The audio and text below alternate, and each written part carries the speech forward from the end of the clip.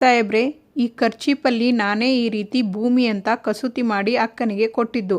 ಅಕ್ಕ ಅಂದರು, ನಿನ್ನ ನೆನಪಿಗೋಸ್ಕರ ನನ್ನ ಹತ್ರನೇ ಇಟ್ಕೊಂಡಿರ್ತೀನಿ ಅಂತ. ಆದರೆ ಈ ಖರ್ಚೀಪ್ ಆ ಮನೆಯಲ್ಲಿ ಹೇಗೆ ಸಾಹೇಬ್ರೆ? ಹಾಗಾದರೆ ಪಾಪ ಲಕ್ಷ್ಮಕ್ಕನಿಗೆ? ಭೂಮಿ, ಇಮಿಡಿಯೇಟ್ ಆಗಿ ಲಕ್ಷ್ಮಿಗೆ ಕಾಲ್ ಮಾಡು. ಆಗ ಲಕ್ಷ್ಮಿ ಅವರು, ಹೇಳು ಭೂಮಿ. ಹಲೋ ಲಕ್ಷ್ಮಕ್ಕ, ನೀವು ಟೀ ಅಂಗಡಿಯಲ್ಲಿ ಇದ್ದೀರಾ? ಹಾಂ ಭೂಮಿ, ಇನ್ನೆಲ್ಲಿ ಹೋಗಲಿ, ಇದೇ ತಾನೇ ನನ್ನ ಪ್ರಪಂಚ. ಲಕ್ಷ್ಮಕ್ಕ, ನಿಮಗೆ ನೆನಪಿದೆಯಾ, ಅವತ್ತು ಟೀ ಅಂಗಡಿ ಹತ್ರ ಒಂದು ಖರ್ಚೀಪಲ್ಲಿ ನಾನು ನಿಮಗೆ ಭೂಮಿ ಅಂತ ಕಸೂತಿ ಮಾಡಿ ಒಂದು ಖರ್ಚೀಪ್ನ ಕೊಟ್ಟಿದ್ದೆ. ಅದು ನಿಮ್ಮ ಹತ್ರನೇ ಇದೆಯಾ? ಅಯ್ಯೋ, ಅದೇ ಅವತ್ತು ಆಶ್ರಮಕ್ಕೆ ಬಂದಿದ್ವಲ್ಲ, ಅವತ್ತು ಕವಿತಮ್ಮನಿಗೆ ವಿಪರೀತ ಸೀನು ಬಂದಿತ್ತು. ಅದಕ್ಕೆ ಅವರಿಗೆ ಇಟ್ಕೊಂಡಿರಿ ಅಂತ ಕೊಟ್ಟಿದ್ದೆ. ಆದರೆ ಅವರೇ ಕಾಣೆ ಆಗೋದ್ರಲ್ಲ, ಅವ್ರ ಜೊತೆ ಖರ್ಚೀಪು ಹೋಯ್ತು ಭೂಮಿ. ಸಾರಿ ಭೂಮಿ, ನೀನು ಜೋಪಾನವಾಗಿ ಇಟ್ಕೋ ಅಂತ ಕೊಟ್ಟಿದ್ದೆ, ಆದರೆ ಹೀಗೆ ಆಗೋಯ್ತು. ಹೌದು, ಅದ್ಯಾಕೆ ನಿನಗೆ ಇವಾಗ ನೆನಪಾಯಿತು? ಲಕ್ಷ್ಮಕ್ಕ, ಇರು, ನಿನಗೆ ಆಮೇಲೆ ಕಾಲ್ ಮಾಡ್ತೀನಿ. ಭೂಮಿ, ಆ ಮನೆಯಲ್ಲಿ ಇದ್ದುದು ಪಕ್ಕಾ ನಮ್ಮ ಶಾರದತ್ತೇನೆ. ಅಲ್ಲ, ನನಗೊಂದು ಅರ್ಥ ಆಗ್ತಿಲ್ಲ, ಶಾರದತ್ತೆ ಅಲ್ಲಿಗೆ ಹೇಗೆ ಬರೋದಕ್ಕೆ ಸಾಧ್ಯ ಅಂತ. ಆದರೆ ಶಾರದಾ ಅಮ್ಮವರು ಅಲ್ಲಿರೋದಂತೂ ನಿಜ ಸಾಹೇಬ್ರೆ, ಯಾಕಂದರೆ ಅದಕ್ಕೆ ಈ ಖರ್ಚೀಪೇ ಸಾಕ್ಷಿ. ಭೂಮಿ, ನನಗೆ ಒಂದು ಕ್ಲಿಯರ್ ಆಗದೆ ಇರೋ ಡೌಟು ಏನು ಅಂತ ಹೇಳಿದರೆ, ಶಾರದತ್ತೆ ಮಂಡ್ಯದಿಂದ ಇಲ್ಲಿಗೆ ಹೇಗೆ ಬರೋದಕ್ಕೆ ಸಾಧ್ಯ ಅಂತ. ಈ ಮನಸ್ಥಿತಿಯಲ್ಲಿರೋ ಒಬ್ಬರೇ ಮಂಡ್ಯದಿಂದ ಇಲ್ಲಿಗೆ ಬರೋದಕ್ಕಂತೂ ಚಾನ್ಸೇ ಇಲ್ಲ. ಇದು ಪಕ್ಕಾ ಕಿಡ್ನ್ಯಾಪ್ ಅನ್ನಿಸ್ತಾ ಇದೆ ಸಾಹೇಬ್ರೆ. ಆ ರೌಡಿಗಳಿಂದ ಶಾರದಮ್ಮ ತಪ್ಪಿಸ್ಕೊಳ್ಳೋಕ್ಕೂ ಆಗೋದಿಲ್ಲ. ಪಾಪ, ಹೂವಿನಂಥ ಮನಸ್ಸು ಅವರಿಗೆ. ಭೂಮಿ, ಫ್ಯಾನಿಕ್ ಆಗಬೇಡ. ಈ ಟೈಮಲ್ಲಿ ನಾವು ತುಂಬ ಸ್ಟ್ರಾಂಗ್ ಆಗಿರಬೇಕು. ನೋಡು, ಇಮಿಡಿಯೇಟಾಗಿ ಹೋಗಿ ಲೋಕಲ್ ಪೊಲೀಸ್ ಸ್ಟೇಷನ್ ಫೈಲ್ ಮಾಡೋಣ. ಅವರು ನಮಗೆ ಶಾರದತ್ತೆನ ಹುಡ್ಕೋದಕ್ಕೆ ಸಾಥ್ ಕೊಡ್ತಾರೆ. ಇಮಿಡಿಯೇಟಾಗಿ ಬಾ. ಸಂಗೀತ ಅವರು ಶ್ರವಣ್ ಹತ್ತಿರ ಬಂದು, ಏನೋ ಯೋಚನೆ ಮಾಡ್ತಿದೀಯಾ? ಏನೂ ಇಲ್ಲ ಅಕ್ಕ. ಏನೂ ಇಲ್ಲ ಅಂದರೆ ನಾನು ನಂಬೋಲ್ಲ ಕಣೋ. ಆಗಲೇ ಫೋನಲ್ಲಿ ಯಾರ ಜೊತೆನೋ ಮಾತಾಡ್ತಿದ್ದೆಲ್ಲ. ಯಾರು ಫೋನ್ ಮಾಡಿದ್ದು? ನನ್ನ ಜೊತೆ ಓದ್ತಿದ್ನಲ್ಲ ಕಿಶೋರ್, ನನ್ನ ಫ್ರೆಂಡ್, ಅವನು ಫೋನ್ ಮಾಡಿದ್ದ. ಮನೆ ಗೃಹ ಪ್ರವೇಶ ಅಂತೆ, ನೀನು ಬರಬೇಕು, ಮನೆಯವ್ರನ್ನೆಲ್ಲ ಕರ್ಕೊಂಡು ಬರಬೇಕು ಅಂತ ಹೇಳಿದ. ಹೌದಾ, ಸರಿ ಬಿಡು ಶ್ರವಣ, ಯೋಚನೆ ಮಾಡಬೇಡ ಕಣೋ. ಇಷ್ಟು ದಿನ ಶಾರದಾ ಬದುಕಿದ್ದಾಳೆ ಇಲ್ವೋ ಅನ್ನೋ ವಿಚಾರನೇ ನಮಗೆ ಗೊತ್ತಿದ್ದಿದ್ದಿಲ್ಲ ಅಲ್ವಾ? ಆದರೆ ಈಗ ನೋಡು, ದೇವರು ಯಾವುದೋ ರೂಪದಲ್ಲಿ ಶಾರದಾ ಬದುಕಿದ್ದಾಳೆ ಅನ್ನೋ ವಿಚಾರನ ನಮಗೆ ಗೊತ್ತು ಮಾಡಿದ್ದಾನೆ. ಇನ್ಮೇಲೆ ಎಲ್ಲ ಸರಿ ಹೋಗುತ್ತೆ ಕಣೋ, ಆರಾಮಾಗಿರು. ನಿನ್ನ ಮಾತು ನಿಜ ಅಕ್ಕ. ಆದರೂ ಮನಸ್ಸಿಗೆ ಏನೋ ಒಂಥರ ಸಂಕಟ. ಯಾರ ಜೊತೆ ಆದರೂ ಮಾತಾಡಬೇಕು ಅನಿಸುತ್ತೆ, ಆದರೆ ಯಾರ ಜೊತೆ ಮಾತಾಡಬೇಕು ಅಂತಾನೇ ಗೊತ್ತಾಗೋದಿಲ್ಲ. ಆಗಲೇ ಹೇಳಿದ್ನಲ್ಲೋ, ಭೂಮಿ ಜೊತೆ ಮಾತಾಡು, ಆಗ ನಿನಗೂ ಸಮಾಧಾನ ಆಗುತ್ತೆ. ಫೋನ್ ಮಾಡ್ತೀನಿ, ಈಗ ಬೇಡ, ಆಮೇಲೆ ನಾನೇ ಕಾಲ್ ಮಾಡಿ ಮಾತಾಡ್ತೀನಿ. ಸರಿ ಶ್ರವಣ, ನಾನು ನಿನಗೆ ಸಮಾಧಾನ ಹೇಳುತ್ತಿದ್ದೀನಿ. ಆದರೆ ಭೂಮಿ ಇಲ್ಲದೆ ಇಡೀ ಮನೆಯೆಲ್ಲ ಬಿಕೋ ಅನಿಸುತ್ತೆ ಕಣೋ. ಇನ್ನೊಂದು ಕಡೆ ನೀನು ಒಬ್ಬನೇ ಕೂತ್ಕೊಂಡು ಯೋಚನೆ ಮಾಡ್ತಿರ್ತೀಯ. ನಾನೇನು ಮಾಡಲಿ ಹೇಳು? ನನಗೆ ಕೈಕಾಲೇ ಆಡಲ್ಲ, ಗೊತ್ತಾ? ಈಗ ನಾನು ಸರಿ ಹೋಗಬೇಕು ಅಂದರೆ ನೀನು ಒಂದು ಕೆಲಸ ಮಾಡಬೇಕು. ಅಪ್ಪ, ಅದು ಏನು ಮಾಡಬೇಕು ಅಂತ ಹೇಳು, ಈಗಲೇ ಮಾಡ್ತೀನಿ. ಡಬಲ್ ಸ್ಟ್ರಾಂಗ್ ಕಾಫಿ ಮಾಡ್ಕೊಂಡು ಬಾ, ಅಷ್ಟೇ ತಾನೇ? ಅಯ್ಯೋ, ನಿನ್ನ ಈಗಲೇ ಮಾಡ್ಕೊಂಡು ಬರ್ತೀನಿ, ಇರು, 1 ನಿಮಿಷದಲ್ಲಿ ಬರ್ತೀನಿ. ಸಾಹೇಬ್ರೆ, ಯಾಕೆ ಗಾಡಿ ನಿಲ್ಲಿಸ್ಬಿಟ್ರಿ? SI ಇದೇ ರೂಟಲ್ಲಿ ಬರ್ತಿದ್ದಾರಂತೆ, ಇಲ್ಲೇ ಮೀಟ್ ಮಾಡ್ತಾರಂತೆ. ಅದಕ್ಕೆ ಸಾಹೇಬ್ರೆ, ಶಾರದಮ್ಮವರು ಇಲ್ಲೇ ಸಿಗ್ತಿದ್ದಾರೆ ನಮಗೆ ಅಂದರೆ ನನಗೆ ನಂಬೋದಕ್ಕೆ ಆಗ್ತಿಲ್ಲ. ಹೌದು ಭೂಮಿ, ನನಗೂ ಈಗ ಆಗಿರೋದನ್ನೆಲ್ಲ ನೋಡ್ತಿದ್ರೆ ಯಾವುದೂ ನಂಬೋದಕ್ಕೆ ಆಗ್ತಿಲ್ಲ. ಸಾಹೇಬ್ರೆ, ನಾವು ಒಂದು ಕೆಲಸ ಮಾಡಲಾ? ಏನು? ದೊಡ್ಡ ಸಾಹೇಬ್ರಿಗೆ ಫೋನ್ ಮಾಡಿ ಶಾರದಮ್ಮವರು ಇಲ್ಲಿ ನಮ್ಮ ಕಣ್ಣಿಗೆ ಕಾಣಿಸಿದರು ಅಂತ ನಾನು ಅವರಿಗೆ ಹೇಳಲಾ? ನಾನು ಹೇಳಿದರೆ ಪಾಪ ಅವರು ಸಮಾಧಾನನಾದರೂ ಆಗ್ತಾರೆ, ಇಲ್ಲ ಅಂದರೆ ಒಬ್ಬರೇ ಕೊರಗ್ತಾ ಇರ್ತಾರೆ ಅಲ್ಲಿ. ಸರಿ ಮಾಡು. ಆಗ ಶ್ರವಣ್, ಭೂಮಿ, ಈಗಷ್ಟೇ ನಾನು ಅಕ್ಕ ನಿನ್ನ ವಿಷಯನೇ ಮಾತಾಡ್ತಿದ್ವಿ. ಹೇಗಿದೆಯಮ್ಮ? ನಾವು ಚೆನ್ನಾಗಿದ್ದೀವಿ ದೊಡ್ಡ ಸಾಹೇಬ್ರೆ. ಗಾಬರಿಯಲ್ಲಿ ಇರೋ ಹಾಗಿದೆ, ಏನಾಯಿತು? ಅಜಿತ್ ಹುಷಾರಾಗಿದ್ದಾನೆ ತಾನೇ? ಅಯ್ಯೋ, ಅವರೂ ಹುಷಾರಾಗಿದ್ದಾರೆ, ನಾನು ಹುಷಾರಾಗಿದ್ದೀನಿ. ಅದು ನಿಮ್ಮ ಹತ್ರ ಒಂದು ವಿಷಯ ಹೇಳಬೇಕಾಗಿತ್ತು, ಆದರೆ ನೀವು ಆ ವಿಷಯನ ಸಮಾಧಾನದಿಂದ ಕೇಳಿಸ್ಕೋಬೇಕು, ಸರಿನಾ? ಅದೇನು ಹೇಳಮ್ಮ ದೊಡ್ಡ ಸಾಹೇಬ್ರೆ. ನಮಗೆ ಶಾರದಮ್ಮ ಅವರು ಸಿಕ್ಕಿದ್ರು. ಏನು? ನನ್ನ ಶಾರದಾ ಸಿಕ್ಕಿದ್ಲಾ? ಎಲ್ಲಿ? ಹಾಂ ಮಾವ, 1 ನಿಮಿಷ. ಅಲ್ಲ ಭೂಮಿ, ಅವ್ರ ಸುಳಿವು ಸಿಕ್ತು ಅಂತ ತಾನೇ ಹೇಳಬೇಕು. ಸಾಹೇಬ್ರೆ, ನಾನು ಪೂರ್ತಿ ವಿಷಯ ಹೇಳುವಷ್ಟರಲ್ಲಿ ಮಾವ, ನಾವು ಇಲ್ಲಿ ಕಳಸದ ಒಂದು ಮನೆಯಲ್ಲಿ ಶಾರದಾ ಅತ್ತೆ ನೋಡಿದ ಹಾಗೆ ಆಯಿತು. ನಾವು ಹೋಗಿ ಕನ್ಫರ್ಮ್ ಮಾಡ್ಕೊಳ್ಳೋ ಅಷ್ಟರಲ್ಲಿ ಅಲ್ಲಿಂದ ಅವರು ಕಾಣೆಯಾಗಿ ಹೋಗಿದ್ದರು. ಹೌದು ದೊಡ್ಡ ಸಾಹೇಬ್ರೆ, ಮತ್ತೀಗ ತಾನೇ ಭೂಮಿ ಶಾರದಾ ಸಿಕ್ಕಿದ್ಲು ಅಂದ್ಲು ಅಲ್ವೋ? ಆದರೆ ವಿಷಯ ಏನು ಅಂದರೆ, ನಾನು ಲಕ್ಷ್ಮಕ್ಕನಿಗೆ ಒಂದು ಖರ್ಚೀಪಲ್ಲಿ ಕಸೂತಿ ಹಾಕಿ ಕೊಟ್ಟಿದ್ದೆ. ಭೂಮಿ ಅನ್ನೋ ಹೆಸರಲ್ಲಿ. ಅದನ್ನು ಲಕ್ಷ್ಮಕ್ಕ ಜೋಪಾನವಾಗಿ ಇಟ್ಕೊತೀನಿ ಅಂತ ಹೇಳಿದರು. ಆದರೆ ಅದನ್ನು ಲಕ್ಷ್ಮಕ್ಕ ಶಾರದಮ್ಮನಿಗೆ ಕೊಟ್ಟಿದ್ರಂತೆ. ಅದೇ ಕರ್ಚಿಪ್ನ ನಾವು ಇಲ್ಲಿ ಆ ಕಳಸದ ಮನೆಯಲ್ಲಿ ನೋಡಿದ್ವಿ ದೊಡ್ಡ ಸಾಹೇಬ್ರೆ. ಅಲ್ವೋ ನಿಮ್ಮತ್ತೆನ ಯಾರೋ ಕಿಡ್ನ್ಯಾಪ್ ಮಾಡಿದ್ರು. ಶ್ರವಣ, ಏನೋ ಕಿಡ್ನ್ಯಾಪ್ ಅಂತ ಹೇಳ್ತಿದೀಯಾ? ಯಾರು ಫೋನ್ ಕೊಡೋ ಇಲ್ಲಿ. ಹಲೋ, ಯಾರು ಮಾತಾಡ್ತಾ ಇರೋದು? ಅಮ್ಮ, ಮಾವನಿಗೆ ಸಮಾಧಾನ ಮಾಡಮ್ಮ. ಅಜಿತ್, ನೀನೇನೋ, ಏನಾಯ್ತಪ್ಪ? ಅಜಿತಾ, ನಾನು ಈಗಲೇ ಹೊರಟು ಬರ್ತೀನಿ ಕಣೋ. ಮಾವ, ನೀವು ಟೆನ್ಷನ್ ಆಗಬೇಡಿ. ಮಾವ, ನೀವು ಯಾವುದೇ ಕಾರಣಕ್ಕೂ ಇಲ್ಲಿ ಬರೋದೆಲ್ಲ ಬೇಡ. ನಾನಿದ್ದೀನಲ್ಲ, ನಾನು ಹ್ಯಾಂಡಲ್ ಮಾಡ್ತೀನಿ. ನೋಡಿ, ನಾನೀಗ ಅವರನ್ನು ಕರ್ಕೊಂಡು ಹೋಗಿದ್ದ ಕಾರಣ ನೋಡಿದ್ದೀನಿ. ಈಗ ತಾನೇ ಚೇಂಜ್ ಮಾಡಿದೆ, ಬಟ್ ಆಗಲಿಲ್ಲ. ನಾವು ಅವರು ಎಲ್ಲೇ ಇದ್ದರೂ ಹುಡುಕ್ತೀವಿ ಮಾವ. ಪ್ಲೀಸ್ ಸಮಾಧಾನ ಮಾಡ್ಕೊಳ್ಳಿ. ಅದು ಹಾಗಲ್ವೋ, ನಾನು ಬಂದರೆ ನಿನಗೂ ಸ್ವಲ್ಪ ಹೆಲ್ಪ್ ಆಗ್ತಿತ್ತಲ್ವಾ? ಪ್ಲೀಸ್ ಮಾವ, ನಾನು ಹ್ಯಾಂಡಲ್ ಮಾಡ್ತೀನಿ ಅಂತ ಹೇಳಿದ್ನಲ್ಲ. ನಾನು ಇಲ್ಲಿ ಲೋಕಲ್ ಪೊಲೀಸ್ ಹೆಲ್ಪ್ ತಗೋತಾ ಇದ್ದೀನಿ ಮಾವ. ನಾನು ಮಂಡ್ಯಗೆ ಶಾರದತ್ತೆ ಜೊತೆಗೆ ಬರ್ತೀನಿ, ಸರಿನಪ್ಪ? ಮಾವ, ಇನ್ನೊಂದು ವಿಚಾರ.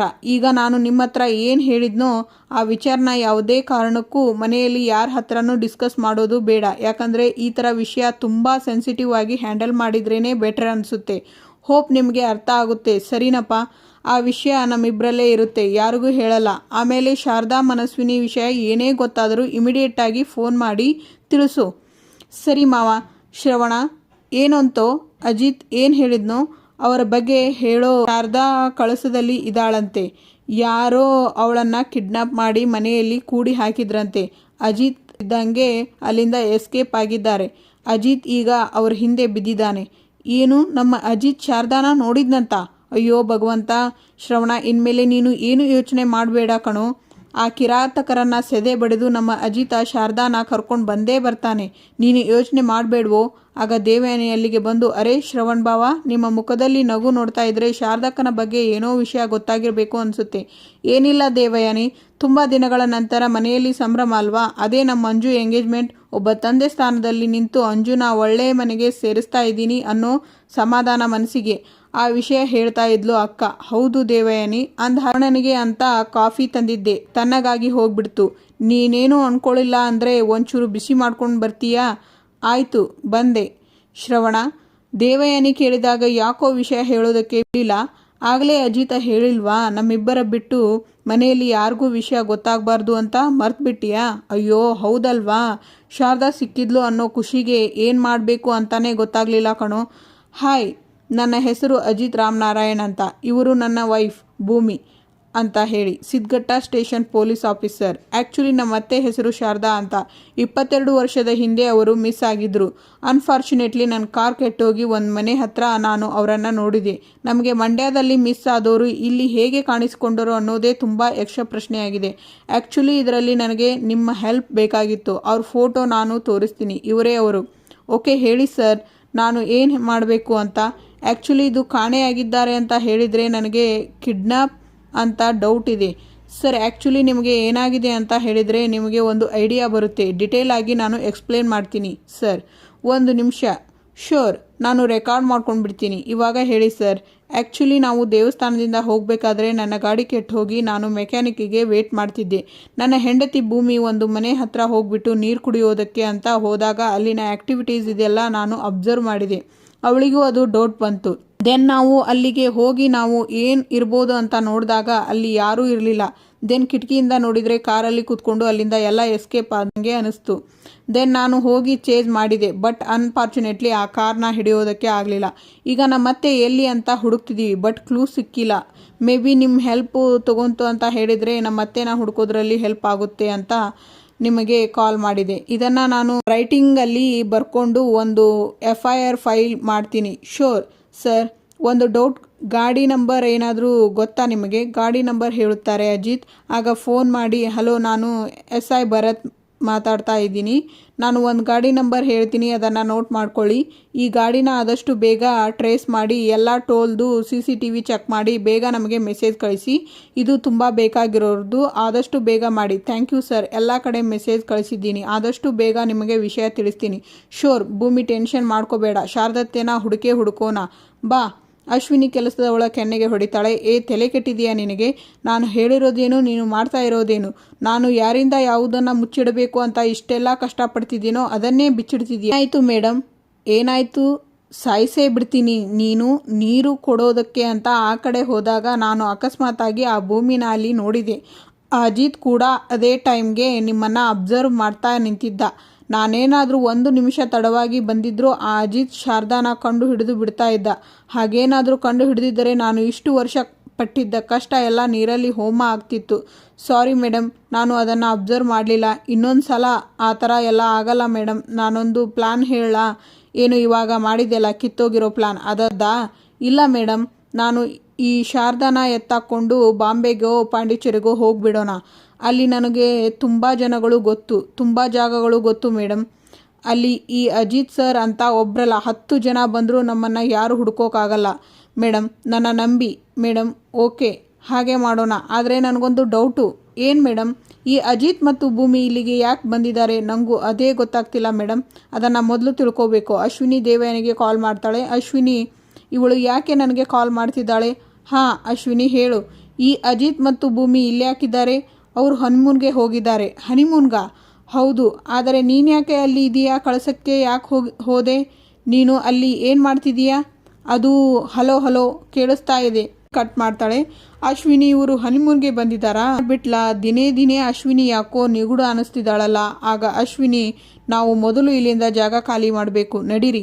ಆಗ ಅಜಿತ್, ಶಾರದತ್ತೆನ ಇಲ್ಲಿಗೆ ಯಾರು ಕರ್ಕೊಂಡು ಬಂದರು ಅಂತಾನೆ ಗೊತ್ತಾಗ್ತಿಲ್ವಲ್ಲ ಸಾಹೇಬ್ರೆ. ಮೊದಲು ಶಾರದಮ್ಮ ಅವರು ಸಿಕ್ಕಲಿ, ಆಮೇಲೆ ಆ ಕಳ್ಳನ ಮಕ್ಕಳಿಗೆ ನೀವು ಹೇಗಿದ್ರು ಬೆಂಡ್ ಎತ್ತಿ ಬ್ರೇಕ್ ಹಾಕ್ತಿರಲ್ಲ, ಆಗ ಅವರೇ ನಿಜ ಬಾಯ್ಬಿಡ್ತಾರೆ. ಪಾಪ ಭೂಮಿ, ಶಾರದತ್ತೆ ಅದು ಎಷ್ಟು ನೋವು ಅನುಭವಿಸ್ತಿರ್ತಾರೋ ಏನೋ. ಆ ಕಳ್ಳನ ಮಕ್ಕಳು ಕೈಗೆ ಸಿಗಲಿ, ಒಬ್ಬೊಬ್ಬರಿಗೂ ನರಕ ತೋರಿಸ್ತೀನಿ ಸಾಹೇಬ್ರೆ. ನನಗೂ ಅದೇ ಬೇಜಾರು. ಪಾಪ ಶಾರದಮ್ಮವರು ಹೇಗಿದ್ದಾರೋ ಏನೋ. ಆದರೂ ಸಾಹೇಬ್ರೆ, ಎಲ್ಲ ನನ್ನಿಂದಾನೇ ಅಂತ ಅನ್ನಿಸ್ತಾ ಇದೆ. ಅಲ್ಲ, ಶಾರದಮ್ಮ ಅವರು ಒಳಗಡೆ ಇದ್ದಾರೆ ಅಂತ ಒಂದು ಸಣ್ಣ ಸುಳಿವು ಸಿಕ್ಕಿದ್ರೂ ನಾನೇ ಏನಾದರೂ ಮಾಡಿ ಒಳಗೆ ಹೋಗ್ತಿದ್ದೆ. ಆಗ ನೀವು ಖಂಡಿತವಾಗ್ಲೂ ಅಲ್ಲಿ ಬಂದು ಶಾರದಮ್ಮನ್ನ, ನನ್ನ ಇಬ್ಬರನ್ನೂ ಕಾಪಾಡ್ತಿದ್ರಿ. ನನ್ನ ತಲೆಗೆ ಹೊಳಿಲೇ ಇಲ್ಲ. ಥೂ ಭೂಮಿ, ನಂದೇ ಎಲ್ಲ ತಪ್ಪು. ಸಮಾಧಾನ ಮಾಡ್ಕೊ. ಆಗಿರೋದ್ರ ಬಗ್ಗೆ ಯೋಚನೆ ಮಾಡೋದು ಅವಶ್ಯಕತೆ ಇಲ್ಲ. ನೋಡು, ಆಗೋದರ ಬಗ್ಗೆ ಯೋಚನೆ ಮಾಡೋಣ ಬಾ. ಆಗ ಅಶ್ವಿನಿ, ಪೊಲೀಸ್ ಫುಲ್ ಕಾಯ್ತಾ ಇದ್ದಾರೆ. ಈ ಅಜಿತ್ ಸುಮ್ಮನೆ ಇರೋನೇ ಅಲ್ಲ. ಏನು ಮಾಡೋದು? ಹೋಗಿ ಚೆಕ್ ಮಾಡ್ಕೊಂಡು ಬಾ. ಕೆಲಸದವಳು, ಮೇಡಮ್ ನೀರಿದೆಯಾ? ಇಲ್ಲ ಮೇಡಮ್, ಸ್ವಲ್ಪ ನೀರು ಕುಡ್ಕೊಂಡು ಬರಲಾ? ನಿಂದು ಒಂದು. ಹೋಗ್ಬಿಟ್ಟು ಬಾ. ಅವಳು ಎದ್ದು ಹೋಗ್ತಾಳೆ ಕಾರಿಂದ, ಡೋರ್ ಹಾಕದೆ. ಆಗ ಕಾರಿಂದ ಇಳಿದು ಶಾರದಮ್ಮ ತಪ್ಪಿಸ್ಕೊಂಡು ಓಡುತ್ತಾರೆ. ಮೇಡಮ್, ಪೊಲೀಸ್ ಅವರು ಸ್ಟ್ರಿಕ್ಟಾಗಿ ಚೆಕ್ ಮಾಡ್ತಿದ್ದಾರೆ. ನಾವು ಹೋದರೆ ಸಿಕ್ಕಾಕೊಳ್ಳೋದು ಗ್ಯಾರಂಟಿ ಅಂತ ರೌಡಿ ಹೇಳ್ತಾನೆ. ಆಗ ಅಶ್ವಿನಿ, ನೋ, ನಾವು ಇಷ್ಟು ಕಷ್ಟಪಟ್ಟು ಹುಡುಕೊಂಡು ಬಂದಿರೋ ಅದೃಷ್ಟ ಮನಿನ ಇಷ್ಟು ಈಸಿಯಾಗಿ ಪೊಲೀಸರ ವಶಕ್ಕೆ ಬಿಟ್ಕೊಡ್ಬಾರ್ದು. ಏನು ಮಾಡೋದು ಮೇಡಮ್? ಈಗ ಬಾ ಕುತ್ಕೋ, ಗಾಡಿನ ವಾಪಸ್ ತೆಗಿ, ಎಸ್ಕೇಪ್ ಆಗೋಣ. ಆಗ ರೌಡಿ, ಮೇಡಮ್ ಆ ಹೆಂಗಸು ಕಾಣಿಸ್ತಾ ಇಲ್ಲ. ಕೆಲಸದವಳು ಬರ್ತಾಳೆ. ಆಗ ಅಶ್ವಿನಿ, ಕರೆಕ್ಟಾಗಿ ನೋಡ್ಕೋಬೇಕು ಅನ್ನೋದು ಗೊತ್ತಾಗೋದಿಲ್ವಾ ನಿನಗೆ? ಮೇಡಮ್, ನೀರು ಕುಡಿಯೋಕ್ಕೆ ಹೋಗಿದ್ದೆ ಮೇಡಮ್. ಇಳಿದು ಹೋದ್ಮೇಲೆ ಡೋರ್ ಹಾಕ್ಕೊಂಡು ಹೋಗಬೇಕು ಅನ್ನೋದು ಗೊತ್ತಾಗೋದಿಲ್ವಾ ನಿನಗೆ? ಎಲ್ಲವಳು, ಸಾರಿ ಮೇಡಮ್, ಗೊತ್ತಾಗಲಿಲ್ಲ. ಗಾಡಿ ಸೈಡಿಗೆ ಹಾಕಿ ಬನ್ರೋ, ಹುಡುಕೋಣ. ಸಾಹೇಬ್ರೆ, ನನಗೆ ಯಾಕೋ ತುಂಬ ಸುಸ್ತಾಗ್ತಿದೆ. ಅಲ್ಲಿ ಸಿಟಿಯಲ್ಲಿ ನಿಲ್ಲಿಸ್ತೀರಾ? ಸ್ವಲ್ಪ ನೀರು ತಗೊಳ್ಳೋಣ? ಸರಿ ಆಯಿತು. ಶಾರದಮ್ಮ ಭೂಮಿನ ನೋಡಿ ಹಳೆದನ್ನು ನೆನಪು ಮಾಡ್ಕೋತಾರೆ. ಭೂಮಿ ಊಟ ಕೊಟ್ಟಿದ್ದು ಅವರ ಹತ್ರನೇ ಹೋಗ್ತಾರೆ. ಆಗ ರೌಡಿ ನೋಡಿದ ತಕ್ಷಣ ಮತ್ತೆ ಅಲ್ಲಿಂದ ಓಡ್ತಾರೆ ಶಾರದಮ್ಮ. ಭೂಮಿ ನೀರು ಕುಡಿದು ತಿರುಗಿದಾಗ ಅಶ್ವಿನಿನ ನೋಡ್ತಾರೆ. ಅಶ್ವಿನಿ ಅಲ್ಲಿಂದ ಓಡಿ ಹೋಗ್ತಾಳೆ. ಮುಂದಿನ ಸಂಚಿಕೆಯಲ್ಲಿ SI ಫೋನ್ ಮಾಡಿ ಚೆಕಿಂಗ್ ಎಲ್ಲ ಸ್ಟ್ರಿಕ್ಟ್ ಆಗಿ ನಡೀತಾ ಇದೆ. ಕಾರಣಕ್ಕೂ ಯಾವ ವೆಹಿಕಲ್ಸ್ ನಮ್ಮ ಕಣ್ ತಪ್ಪಿಸಿ ಸಿಟಿ ದಾಟೋಕ್ಕೆ ಚಾನ್ಸೇ ಇಲ್ಲ. ನೀವೇನು ಯೋಚನೆ ಮಾಡಬೇಡಿ. ಬಸ್ ಸ್ಟ್ಯಾಂಡ್, ರೈಲ್ವೆ ಸ್ಟೇಷನ್ ಎಲ್ಲ ಕಡೆ ಚೆಕಿಂಗ್ ನಡೀತಾ ಇದೆ. ಆಗ ಭೂಮಿ ಮನಸ್ಸಲ್ಲಿ, ಅಶ್ವಿನಿನ ನೋಡಿದ ಹಾಗೆ ಆಯ್ತಲ್ಲ. ಇಲ್ಲಿಗೆ ಇವತ್ತಿನ ಸಂಚಿಕೆ ಮುಕ್ತಾಯವಾಗುತ್ತೆ. Thank you for watching.